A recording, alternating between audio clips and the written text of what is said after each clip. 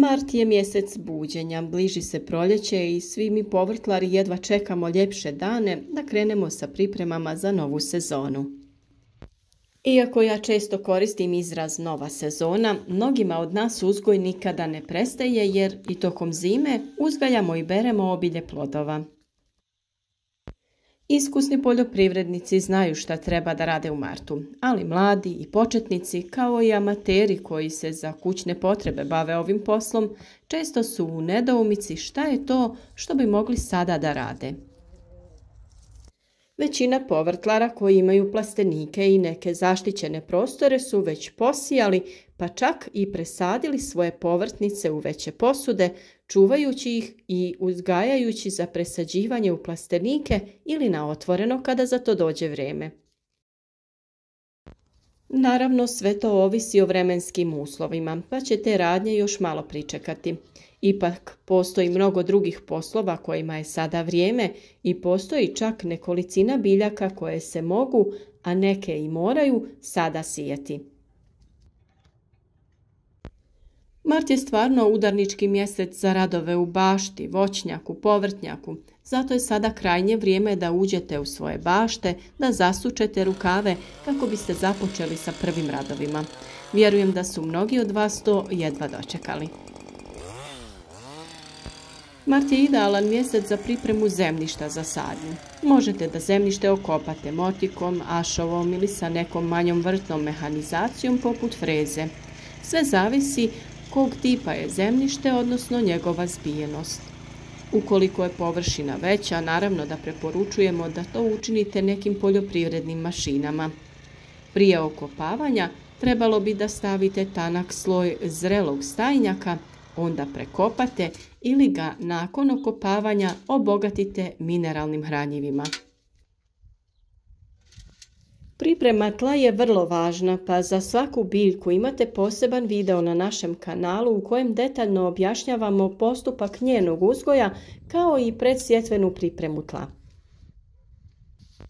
Hranjivo koje mi najčešće koristimo je stajnjak, koji je mnogima nažalost nedostupan. Možete sami da napravite humus ili kompost od ostataka biljaka, te to da koristite prilikom obogaćivanja tla.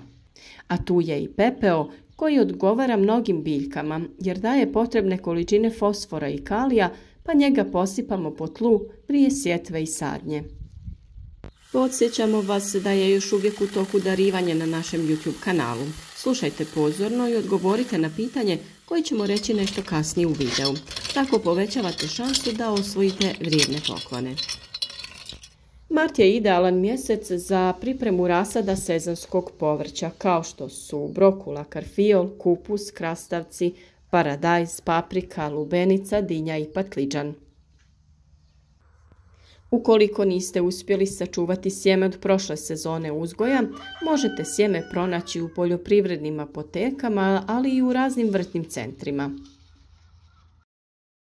Za uzgoj presadnica treba da pripremite stare gajbice ili sandučiće sa supstratom. Naravno, možete da koristite i za to namjenske stiropole ili plastične kontejnere u kojima je dosta lakše uzgajati rasad. Nakon što ste to uradili, rasporedite sjeme i blago ga prekrijte zemljom. Zalijevajte ga i ostavite na osunčanom i toplom mjestu dok ne proklija. Puno smo u posljednje vrijeme pričali o idealnim uslovima klijanja sjemena, pa svi koji nas redovno prate to sve već znaju. Vrlo je bitna svjetlost i toplota, po mogućnosti bez velikih oscilacija u temperaturi. Ukoliko želite za vaše biljke osigurati idealne uslove i pripremiti klijalište kao mi, link za postupak staviti ćemo u opisu ovog videa. Većina ovih biljaka koje se sada mogu sijati su otpornije i klijaju i na nižim temperaturama. Ukoliko nemate plastenik ili staklenik, posude, odnosno gajbe, možete pokriti nekim staklenim ili plastičnim zvonom, pa čak i providnom folijom ili celofanom. Ovo je veoma bitno jer na taj način obezbjeđujete veću vlažnost i toplotu radi boljeg i bržeg klijanja. Ukoliko se odlučite za ovu alternativu, što češće provjetravajte, pošto ovakvi uslovi pogoduju razvoju patogenih organizama. To znači da redovno morate podizati pokrov, pustiti unutra svjež zrak i redovno zalijevati mlakom vodom. Iako smo mi većinu toga već posijali u bašti, naravno jer su vremenski uslovi to dozvoljavali, a sunce nas mamilo van. Mart je pravi mjesec za odraditi ove poslove. Polovinom februara mi smo posadili bijeli i crveni luk, krompir, posijali grašak i mrkvu. Temperature danju idu preko 15 stepeni, što dovoljno zagrije zemlju koja se ni noću nešto previše ne ohladi, s obzirom da su noćne temperature iznad 5 stepeni. U martu je naravno idealno vrijeme za sijanje i sadnju ovih kultura, ali i nekih drugih. U prvom dijelu možete da posijete špinat, blitvu, luk, mrkvu, grašak, celer i salatu. Sredinom marta možete posijati rotkvice, celer, peršin, pastrnjak i začinsko bilje, dok pred kraj marta sije se kelj, kupus i koraba. Ukoliko mislite da je za vaše područje još rano za sadnju i sjetvu na otvorenom, napravite presadnice većine ovih biljaka i kasnije iznesite u baštu. Špinat, blitva, salata, celer, kelj, kupus, sve su to biljke koje možete uzgajati kao presadnice, a one također mogu podnijeti i kratkotrajne niske temperature nakon što ih kasnije presadite na otvoreno. Ukoliko određene biljke sijete direktno u baštu, pokrijte ih sa agrilom i na taj način zaštitite. Za to vam ne treba nikakva konstrukcija jer može biti razvučeno direktno po tlu i pričvršćeno.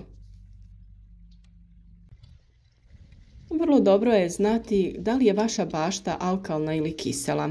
U zavisnosti od toga znati ćete šta u njoj možete da sadite i kako da postupate sa zemljom. Ova provjera se uvijek radi prvi puta kada nešto sijete na određenom mjestu i onda svake 3 godine. Puno smo pričali upravo o testiranju zemljišta i njegovoj pH vrijednosti, tako da o tome imate detaljne videe koje možete pogledati.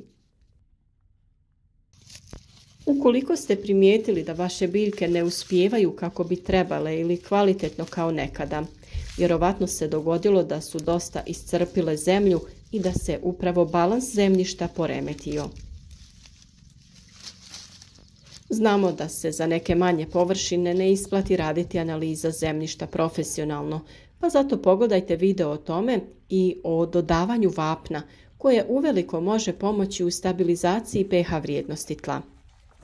Tako će biljke imati bolje uslove i lakše će uzimati hranjiva iz tla koja zbog neravnoteže samog pH nisu mogle pravilno uzimati.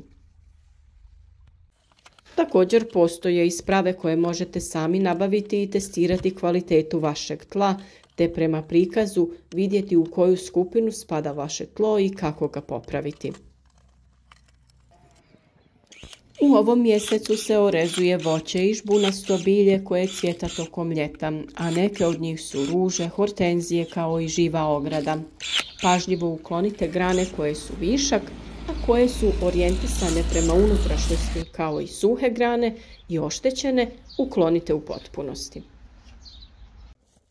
Mart je također idealan mjesec za sadnju pojedinih vrsta ukrasnog bilja, a posebno je pogodan za proljetnu sadnju ruža.